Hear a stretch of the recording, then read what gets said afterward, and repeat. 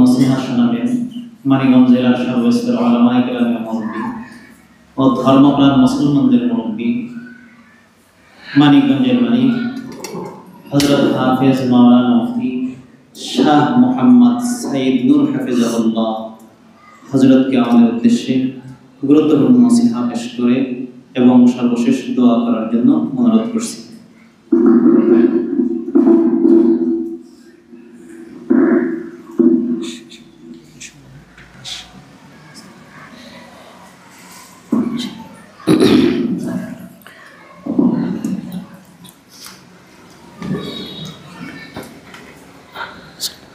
আসসালামু আলাইকুম ওয়া রাহমাতুল্লাহি ওয়া বারাকাতুহু।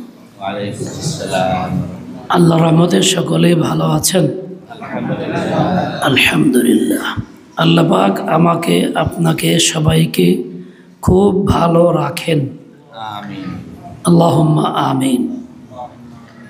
আমরা যারা এরকম ধরে বসছি হাতটা ছাড়াইয়া দিই তাসবিকের স্রোতে, এটাকে বলে তাসবিক। আঙ্গুলে আঙ্গুল ঢুকিয়ে দিয়ে বসা, এটা মসজিদে এটা নিষিদ্ধ কাজ। বাইরে সমস্যা না, যেন মসজিদে এরকম কেউ না বসি। আল্লাহ পাক আমাদের বুঝ দেন, আমলের তৌফিক দান করেন। আলহামদুলিল্লাহি রাব্বিল আলামিন। আলহামদুলিল্লাহি ওয়া কাফা ওয়া সালামুন আলা ইবাদিহিল্লাযীনা ইসতাফা। আম্মা বা'দ। فقد قال رسول الله صلى الله عليه وسلم ما نحل والد ولده أفضل من أدب حسن أو كما قال عليه الصلاة والسلام। محترم حاضرين, আল্লাহ পাকের শুকর। আল্লাহ পাক আমাদেরকে হাজার ব্যস্ততা থাকা সত্ত্বেও এই একটি বরকতময় মজলিসে হাজির হওয়ার তৌফিক দান করেছেন, যেখানে উলামায়ে কেরাম অনেক সময় ধরে নসিহত করছেন। নতুন কোনো নসিহতের প্রয়োজন বোধ করি না। যতটুকু হয়েছে যথেষ্ট হয়েছে, এগুলি নিজেরা পাথেয় বানাই, আমল করার চেষ্টা করি। আল্লাহ পাক তৌফিক দান করেন। আজকে মুফতি সাহেবের অনেক গুরুত্বপূর্ণ কথা বলছেন, অল্প সময়ের মধ্যে অনেক গুরুত্বপূর্ণ কথা বলছেন। সেগুলি আমরা নিজেরা পাথেয় বানাই, চিন্তা করি। আমি ছোট্ট একটা হাদিসের অংশ আপনাদের সামনে উচ্চারণ করছি। এটাকে সামনে রাখা কয়েকটি কথা। আজকের এই মজলিসের উদ্দেশ্য হল এই মাদ্রাসার জন্য একটা নির্মাণ কাজ শুরু, বুনিয়াদ শুরু, ভিত্তি স্থাপন। এই উপলক্ষে আজকে আপনাদের জমায়েত, নসিহত এবং দোয়ার মাধ্যমে কাজ শুরু। দোয়ার মাধ্যমে কাজ শুরু করলে কাজটা বরকতপূর্ণ হয় এবং শেষ পর্যন্ত পৌঁছে। সাধারণত আমাদের আকাবের তরিকা ইলমের কোনো বিষয়ে যে শুরু করতেন তো সোমবারে শুরু করতেন, নতুন কোনো কাজ শুরু করলে বুধবারে করতেন। এই 2 দিনের ব্যাপারে আমাদের আকাবের আমল আছে। বুধবার সম্পর্কে একটা কথা রেওয়ায়াত এরকম আছে, মা মিন শাইইন বুদিয়া ইয়াওমাল আরবিআ ইল্লা ওয়াকাদ তাম্মা। বুধবারে যে ভালো কাজটা শুরু করা হয় আল্লাহ পূর্ণ করে দেন। যাই হোক, সোমবার আমরা এখানে বসছি। আমরা যারা এখানে আছি প্রত্যেকেই আলহামদুলিল্লাহ মুসলিম এবং মুমিন। ইমান প্রত্যেকেই আছে, প্রত্যেকেই মুসলিম। ইমান আগে, ইসলাম পরে। ইমান আনলে পরে যে কারণীয় কাজগুলি করতে হয় ওইগুলি ইসলাম। এই জন্য ইসলামের ব্যাখ্যা 5টা কথা আলোচনা করা হয়েছে। প্রথম আনতাশহাদু আল্লা ইলাহা ইল্লাল্লাহ, ইমানের কথা। তারপরে নামাজ, যাকাত, হজ, রোজা ইত্যাদির কথা। আগে ইমান, পরে ইসলাম। আমরা মুমিনও এবং মুসলিমও আলহামদুলিল্লাহ বলি। আমরা ইমান আনছি, এই কথার উপরে আমরা সন্তুষ্ট না অসন্তুষ্ট? দিল থেকে বলি আলহামদুলিল্লাহ। ইমান কি জিনিস? আমরা মুসলমানের সন্তান, মুসলিম ঘরে জন্ম নিয়েছি। এই জন্য আমাদের এই ইমান কি জিনিস চিন্তা করা লাগে নাই, ইসলামকে চিন্তা করা লাগে নাই, শোনাও লাগে নাই, ও দেখা দেখি চলতেছে। এমনকি উজু গোসলটাও আমরা মুস্তাকিলভাবে শিখি নাই, দেখা দেখি চলছে। এই জন্য উজু করতে কেউ 3 বার মাথা মাসা করতেছে, অথচ একবার হলো সুন্নত। 3 বার কান মাসা করতেছে, একবারই সুন্নত। কেউ বাম পাকে ধুয়ে ফেলতেছে, বাস্তবে এটা ডান পাকে ধোয়া, এটাই তরিকা। কেন? ওই দেখা দেখি চলছে। আবার কেউ উজুর পানি হাতে নিয়ে ফেলে দিয়ে হাত মুছতেছে, এটাও দেখা দেখি করতেছে, শিখা হয় না এই কারণে। বাস্তবে উজুর পানি হাতে নিয়ে ফেলে দিয়া মাসাহ করলে অঙ্গ ধোয়া হইল না, এরকম 3 বার মাসাহ করলেও ধোয়া হইল না। আর ধোয়া না হইলে উজু হবে না। ধোয়ার পরিমাণ কি? 2-4 ফোঁটা পানি গড়ায় পড়তে হবে, ধোয়ার পরিমাণ। তো এক জায়গায় দেখলাম একজন উজু করতেছে, তারা হাতে পাই না, ছেড়ে দিয়ে এরকম করতেছে। এবং মাঝে মধ্যেই দেখা যায়, তার মানে এই উজুটা শিখা হয় নাই। উজু শিখার একটা আমল ছিল, সাহাবায়ে কেরাম উজু শিখছেন, শিখাইছেন। জিজ্ঞাসা করছেন কাইফা কানা উজু রাসূলুল্লাহ সাল্লাল্লাহু আলাইহি ওয়াসাল্লাম। ওসমান গনিকে জিজ্ঞাসা করছেন, পানি এনে উজুকে দেখাই দিয়েছেন। শেষে বলছেন এরকম ছিল রাসূল আকদাসের উজু। এটাও শিখার বিষয়। আমি একদিন এক জায়গায় যাইতেছিলাম, আমার এক মোহাব্বতের মানুষ, তার ডাকছি কাছে যে আমি অমুক জায়গায়, তো আসতেছে। এসে বলে হুজুর আসতেছিলাম, একজন বাধা দিছে। বাধা বলছে কই যাও? বলছে হুজুর কাছে যাই। হুজুর কাছে যাও কি লেগা? হুজুর কাছে যাওয়া লাগে নাকি? শিখবার যায়, কই শিখা লাগবো? সব কিছু বইয়ের মধ্যে আছে। হুজুর কথা বইয়ে আছে, নামাজের কথা বইয়ের মধ্যে আছে, তো শিখা লাগবো কেন? হুজুর লাগবো কেন? আমার খুব পরেশান করলো হুজুর লোকটা, এই জন্য আসতে দেরি হয়েছে। আমি বললাম ঠিক আছে ভাই, সব কিছু বইয়ের মধ্যে আছে, উজুর শব্দটা আছে, করার তরিকার কথা আছে, নামাজের কথা আছে। আচ্ছা, একটা সূরা আপনি কি উস্তাদ ছাড়া শুদ্ধ করে পড়তে পারবেন? বইয়ের মধ্যে আছে, পারবেন একা পড়তে? বাংলা উচ্চারণ থাকলেও কি হবে? কেন হবে না? বলে বাংলা উচ্চারণ তো আসলে কোরআন না। অধিকাংশ হরফই এমন যেগুলি বাংলা ভাষায় উচ্চারিত হয় না, সম্ভবই না। কাফের কোনো বিপরীত হরফ নেই, হার বিপরীত কোনো হরফ বাংলাতে নেই। লিখতে হবে হ দিয়া, আলহামদু লিখতে হবে আলহামদু। হ্যাঁ, কোরআন লিখতে হবে কোরআন। কাজে এটা উস্তাদ ছাড়া সম্ভব নয়। ধরলাম আপনি উজুই জানেন, শিখেন। আচ্ছা বলেন দেখি, আমরা সাধারণত উজু করি, ডান হাত ধোয়ার বেলা একটু পানি এরকম দিয়ে বা চাপের নিচে দিয়ে উজু করি, এইখান থেকে ধুই। আর বাম হাত ধোয়ার সময় এখান থেকে ধুই, পানি এনে দিই। আর নবীর উজু ছিল এটা, ডান হাত ধোয়ার বেলায় অঙ্গুল থেকে এদিক থেকে ধোয়া, বাম হাতের বেলায় এদিক থেকে ধোয়া। কিন্তু বেশিরভাগ লোক বাম হাত ধোয়ার বেলা এখানে পানি দেয়, দেয় কি দেয় না? বুঝাইতে পারলাম কথাটা? ডান হাত ধোয়া বেলা এদিক দিয়ে পানি দেয়, ট্যাপের ভিতরে হাত ঢোকায় দেয়, উজু পদ্মা দিয়ে করলে এরকম করে। বাম হাতের বেলা পানিটা এখানে দেয়। আর নবীর উজুটা কীরকম ছিল? বাম হাতের বেলা পানি এখান দিয়ে ওচা করবো, কিংবা এখান থেকে টানবো। তাই এখন বই পড়া কি আপনি শিখতে পারবেন? তা পারবেন না, আপনার উস্তাদ লাগবেই। এই যে মাদ্রাসা, দ্বীন ইলম শিক্ষা কেন্দ্র, মুসলিম সন্তানদেরকে দ্বীন শিখানো হয়, একেবারে ইমান থেকে শুরু করে ইমান, ইসলাম এবং এর সাথে সম্পর্ক যাবতীয় বিষয় তো শেখানো হয়। কোথাও বড়, কোথাও ছোট, পর্যায়ক্রমে শেখানো হয়। এগুলি এমন ইলম যা আসলে উস্তাদের সোহবত ছাড়া, তাদের দেখানো ছাড়া শিখা সম্ভব নয়। দেখেন ছোট্ট একটা বিষয়, হযরত সৈয়দ আসগর হুসাইন সাহেব রহমতুল্লাহ আলাইহি দারুল দেওবন্দের পুরো মুহাদ্দিস ছিলেন।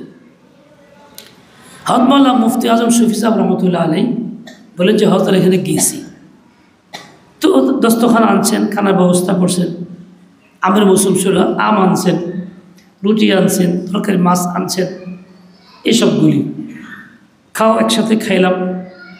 খাওয়ার পরে আমি বললাম হযরত আমি ওই দস্তখানতে ওঠাই, গুছাই। না না না, তুমি আগে শিখো, আগে তুমি শিখো, দেখো আমি কেমনে কী করি। অথচ উনি মুফতি আজম মুফতি শফি সাহেব রহমতুল্লাহ আলাই ভারতবর্ষের মধ্যে সবচেয়ে বড় মুফতি ওনার যুগে ছিলেন। বলে তুমি আগে শিখো। কি করলেন? আজীব কথা বললেন যে দস্তরখানটা খারাপ ছিল। উনি করলেন কি, কাটাকুটাগুলি একটা হাড্ডিগুলি একটা পাত্রে উঠাইলেন, খালি পাত্রে। কিছু রুটি খাওয়া হয়েছে, গুঁড়া আটা টাটা কিছু পড়ছে, আলাদা একটা কিছু মতো উঠাইলেন। একজন বললেন যে ভাই এটা ওই শুকনা জায়গা অমুক জায়গায় ফেলে দিয়ে আসো, আর এটা পিঁপড়া করতে ফেলে দিয়ে আসো, যে পিঁপড়া আছে, রুটির গুঁড়াগুলি।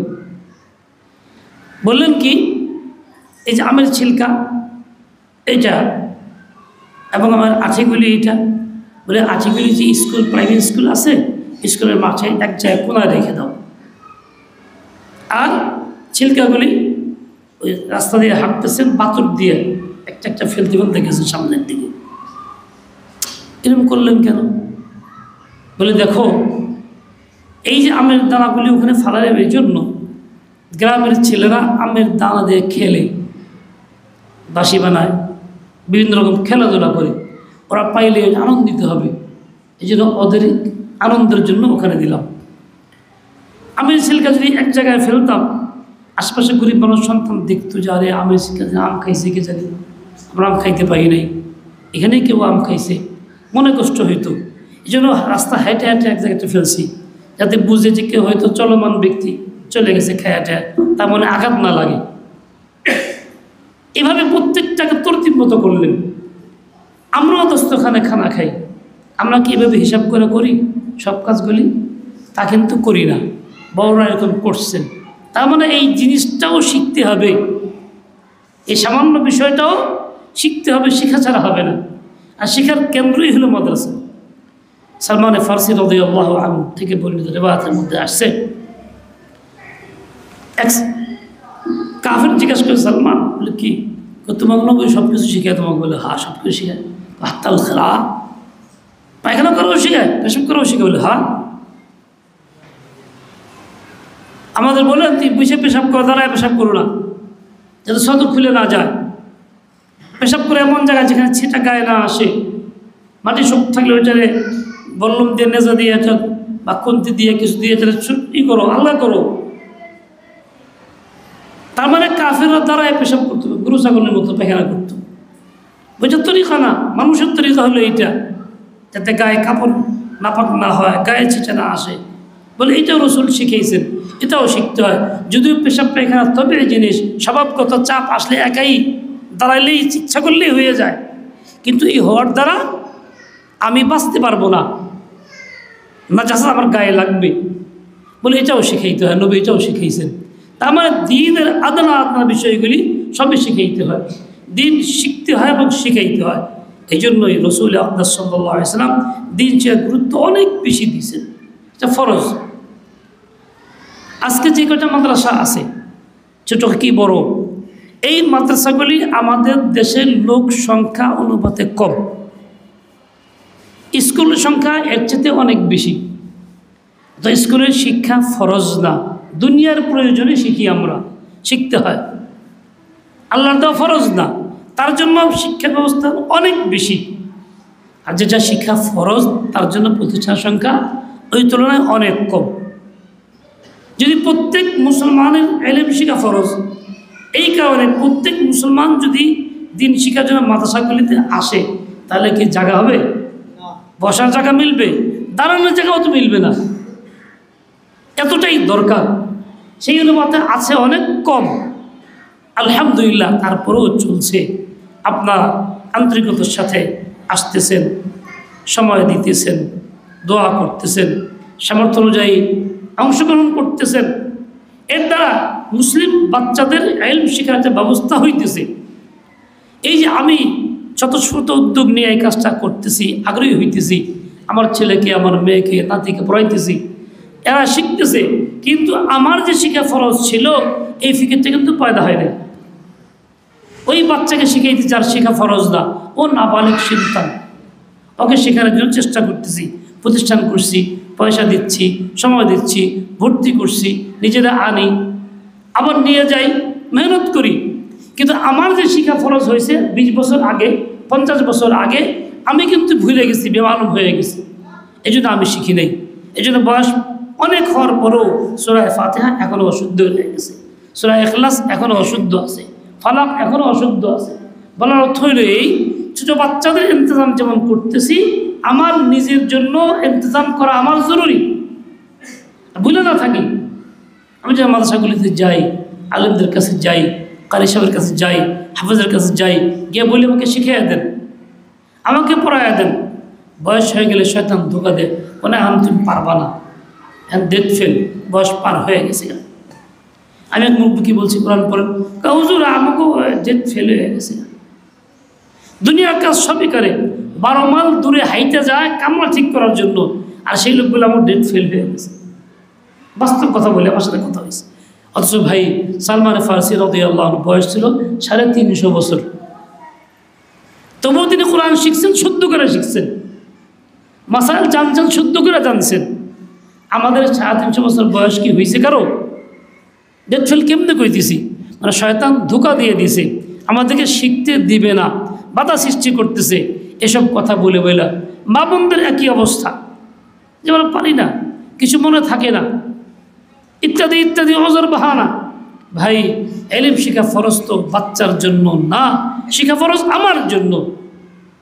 যার ফরজ না তাকে তো শিখাইতেছি, আর আমি নিজেকে গাফিল বানায়া দূরে রাখতেছি, বঞ্চিত করতেছি। আফসোস আজকে আমাদের জীবনের উপরে। এই জন্য ভাইরা, মুরব্বিয়ানে কেরাম, মা বোনরা যারা আছেন পর্দার আড়ে, সকলের কাছে অনুরোধ থাকলো, বাচ্চাদের পড়াইতেছি, মেহনত করতেছি, খুব ভালো কথা, নিঃসন্দেহে আগামীতে এরাই হবে মুক্তাদায়ে কওম। কিন্তু আমি নিজেকে বঞ্চিত করলে এর ক্ষতিপূরণ সম্ভব আদৌ হবে না।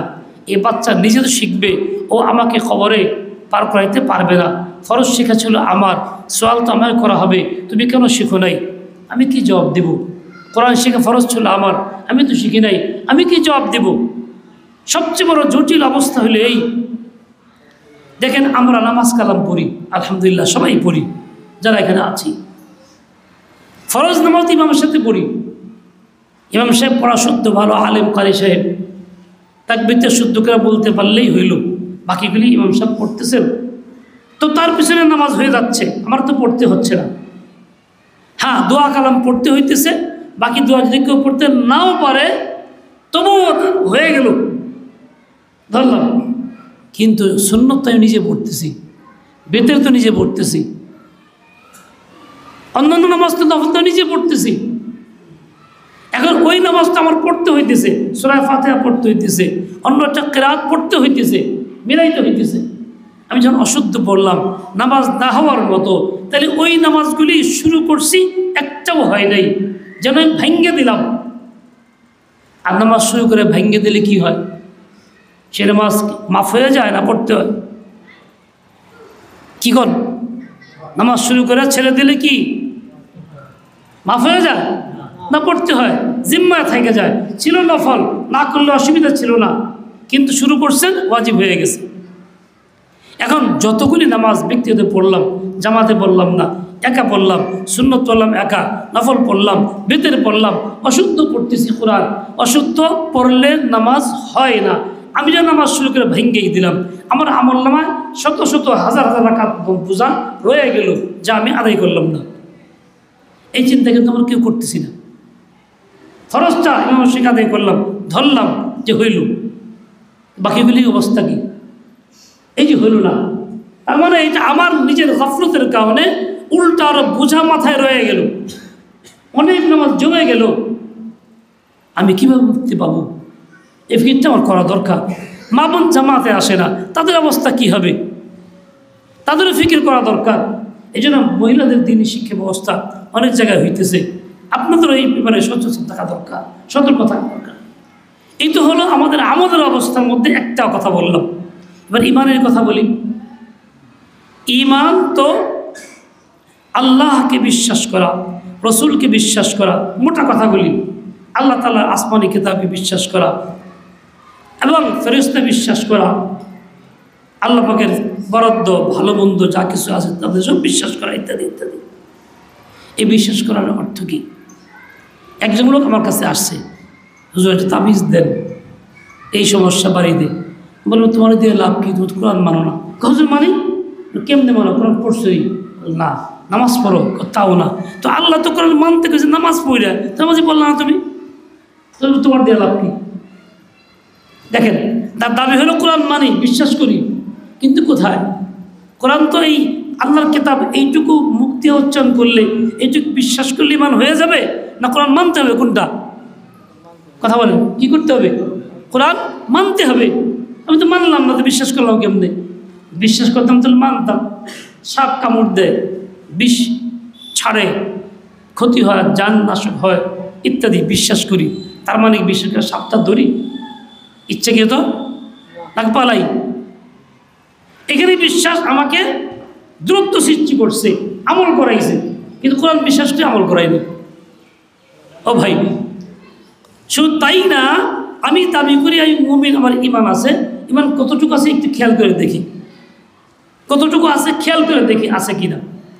ইমান তো তখন থাকে যখন ইসলাম ছাড়া প্রচলিত বানানো সকল ধর্মকে চরম ঘৃণা করা হয়। ইসলাম ছাড়া বাকিগুলিকে ঘৃণা না করলে ইমান গ্রহণযোগ্য নয়।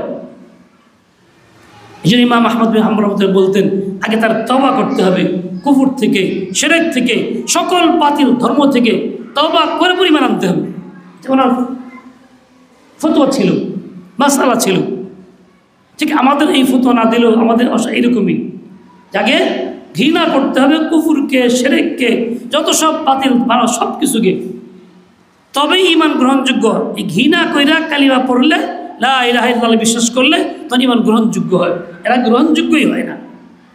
আজকাল আমরা কি করি, কেউ বলি আর সব ধর্মই ভালো, আমি তো ভালো মনে করি, নামাজ কালাম পড়ে জামাতে পড়ে সে আমাকে বলতেছে হুজুর আমি তো সব ধর্মই ভালো মনে করি। যে বলে সব ধর্ম ভালো মনে করি, সেই লোক মুসলিম না কাফের? সেই লোকটা বেঈমান কাফের। মুসলিম আর ইমান নাই, ইসলামও নাই, কিচ্ছু নাই, তার ঘৃণাই তো হয় নাই। আল্লাহ জানে একটা আমাই, ইন্নাদ-দীনা ইনদাল্লাহিল ইসলাম। আল্লাহ জানে একটা আমাই, ইয়াবতাগি গায়রাল ইসলামি দীনান ফালান ইউকবালা মিনহু। কিন্তু আমাদের ঘৃণা আসে নাই, বহু লোকের মধ্যে এটা আছে। এই জন্য বলে কি, ধর্ম যার যার উৎসব সবার। এই জন্য বলে বিভিন্ন কথা বিভিন্ন জায়গায় গিয়া কুফরকে পছন্দ করে, সমর্থন করে, অথচ ইসলাম দাবিদার, মুমিনের দাবিদার, নামাজ কালাম পড়ে, টুপিও আছে, হজ উমরাও করে, কিন্তু এই কুফর সমর্থন করে যাচ্ছে। বলে এর দ্বারা ইমান থাকে না, দাবি করলেও ইমান নাই। আমি তালাশ করলে খাতায় দেখবো নিজেরটা নিজে যে আমার ভিতরে অবস্থা খারাপ, ইমান থাকতেছে না। দেখেন কোরআনে পাকে আল্লাহ কি বলছেন, লিয-যাকারি মিসলু হাজ্জিল উনসায়াইন। সন্তান বাবা মার ওয়ারিশ, সম্পত্তি পাবে। কতটুকু পাবে? পরিমাণ আল্লাহ দিয়েছেন, বলে 2 মেয়ের সমপরিমাণ 1 ছেলের অংশ। 2 মেয়ের সমপরিমাণ 1 ছেলের অংশ। একজনের 1 ছেলে আছে, 2 মেয়ে আছে, তাহলে 2 মেয়ে যা পাবে ছেলেটা ওই পরিমাণই পাবে। এটা কোরআনের কথা। দেখি বিশ্বাস করি, করি বিশ্বাস, কথা কয় না। কোরআন বিশ্বাস করি, তাহলে এই যে বিশ্বাস করতে হবো না, করতে হবো না, যা সারাই মনে হইব কারো। হ্যাঁ, সমাজে দেশে প্রচলিত আইনে কি আসছে বিগত সময়ে, সমান ছেলে মেয়ে সমান। কোর্টে মামলা হয়েছে এর উপরে, মানে মেয়ে দাবি করছে আমার সমান দিতে হবে। মেয়ে কি করে এটা বুঝলো? সে যদি কোরআন মানতো তা দাবি করতে পারতো, উকিল তারপরে কথা বলতে পারতো, তাহলে উকিলও এটা বলতে পারতো না, এবং মেয়েও দাবি করতে পারতো না। যারা আইন করছে তারাও করতে পারতো না। তাহলে এই আইন কোরআনের বিপরীত না কোরআনের পক্ষের আইন? জোরে বলেন, কোরআনের বিপরীত না পক্ষের আইন? কোরআনের বিপরীতটা মানলে ইমান থাকেনি। কোরআন তেলাওয়াত যদি 1000 বার করি, হজ উমরা 1000 বার করি, তাহলে ইমান থাকে? তো ইমানই তো থাকে না আমাদের। অথচ এই যে ইমান চলে যাচ্ছে কোরআন বিরোধী আইন, ইসলাম বিরোধী আইনের কারণে, এতে কিন্তু আমার দুঃখ নাই, আফসোস নাই, বরং এই বিষয়ে কেউ বললে খারাপ মনে করে, দূর হুজুর রাজনীতি শুরু করছে। আরে ভাই, ইমানের কথা বললে রাজনীতি মনে করা হয়? পুরা ইসলামই তো রাজনীতি, পুরাই মধ্যে রাজনীতি। এইভাবে আমরা নিজেকে ধ্বংস করতেছি, ইমান থেকে বের হয়ে যাইতেছি, খবর থাকতেছে না। বলেন ইমান আগে জরুরি না অন্য কিছু আগে জরুরি? ইমান হলো সবার আগে। ইমান আগে রক্ষা তো করতে হবে, ইমান রক্ষার জন্য আগে শিখতে তো হবে। এভাবে আমি কিন্তু অনেক প্রচলিত আইনে ইমান ভঙ্গের কারণ ঘটে যাইতেছে, আমি জানতে পারছি না, বুঝতে পারছি না কি হইতেছে। আমার সমাজে অনেকবার দান দরবার বসতে হয়েছে বিভিন্ন বিষয় নিয়ে। তার মধ্যে একটা হইল প্রচলিত নিয়মে এনজিওরা খুব প্রচার করছে মুখের তালাক, তালাক না। আপনারা জানেন এলাকায় যে আছে চালু, জানেন বলে মুখের তালাক, তালাক না, কোর্টে কথা বলে, সমাজে দান দরবার বসলে সমাজের লোক বলে, চেয়ারম্যান লোকাল প্রশাসন বলে দেয় যে কিছু হয় না, মুখের তালাক কিছু জানি দেবো বলে দেয়। অথচ আল্লাহ কি বলছেন? মুখের তালাকই তালাক। কোরআন কি বলে? মুখের তালাকই। এখন যে মুখের তালাক, তালাক না বলে সে কি ইমানের কথা বলে না কুফুরের কথা বলে? আচ্ছা কে বলে? আমরাই তো বলি। সমাজের মাত্র তো আমরাই, দায়িত্ব আমরাই তো বসি। এ ধরনের ঘটনা ঘটলে আমরা কিছু হয় না, যাও খাওয়া নিয়ে। এমনকি কেউ আগে বেড়ে বলে কি, আরে কিছু হয় না, যাও, কিছু হইলে দায়িত্ব আমার, গুনাহ হইলে আমার। কত বড় দুঃসাহসী! আল্লাহ পাকের হুকুম মোকাবেলা সে গুনার জিম্মাদার নিয়ে নিতেছে। আল্লাহ আতাজিরু ওয়াজিরাতুন উজরা উখরা, কেউ কার গুনার বোঝা নিতে পারবে না।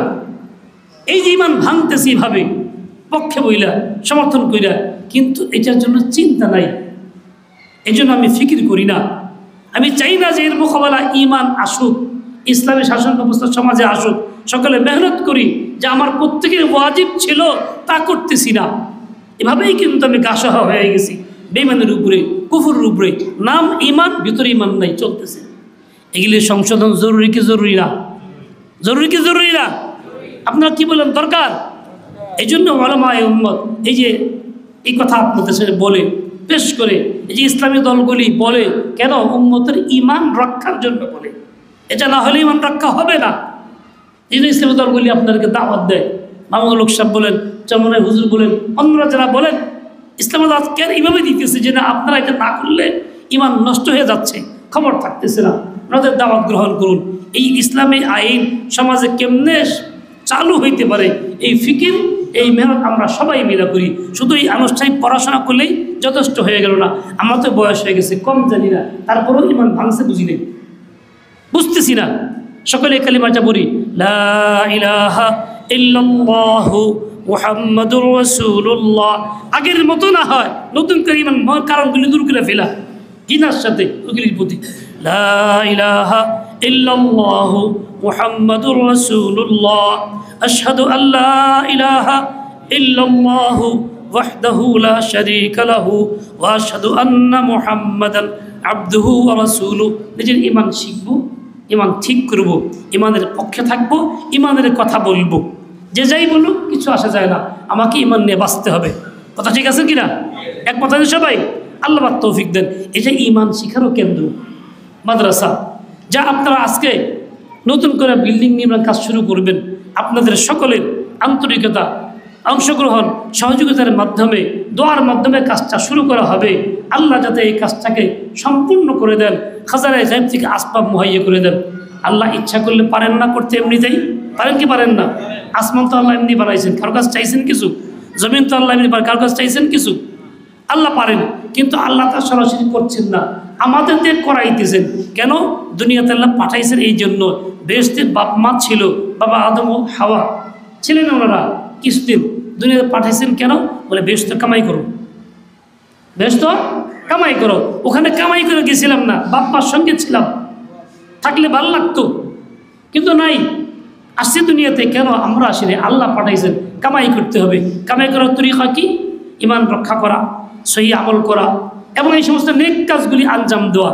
এই যে আজকে মাদ্রাসার কাজ নির্মাণ শুরু হইতেছে, এই কাজটা ফেরেশতা এসে করে দিবে না, আল্লাহ সরাসরি টাকা পাঠায় দিবেন না। আমাদের নিজেদের হালাল উপার্জন থেকে আমরা এতে অংশগ্রহণ করতে থাকবো, তবেই সে আমাদের দ্বারা এই কাজটা আঞ্জাম দেওয়া সম্ভব হবে। আমরা সবাই রাজি আছি ইনশাআল্লাহ তাআলা এই কাজটা করতে। এই জন্য এখনও যদি কেউ চিন্তা করে যে আমি কিছু আনছি শরীফ হয়ে যাই, দিয়ে দিন হুজুরের কাছে দিতে পারেন, ভালো হয়। মনে করছে না এখন তো আনি নাই, ইনশাল্লাহ পরে আমি দিব, তার সময় তো শেষ হয়ে যায় নাই, কাজ তো চলমান চলতেই থাকবে। আমরা খেয়াল রাখবো এই কাজটা যাতে আমাদের দ্বারা হয়, দূর দূরান্তের লোক দেওয়া চিন্তা করতে না হয়। আমাদের বাড়িতে ঘর আছে, একারে যে একটা বড় ঘর করি, 2-5 লাখ টাকা খরচ করি, কাজে একটা ঘর সবাই মিলে করতে পারবো না? কি বলেন? ওইরকম হিম্মত রাখবে ইনশাআল্লাহ তাআলা। তো আমরা এই জন্য চেষ্টা করব এতে অংশগ্রহণ করতে।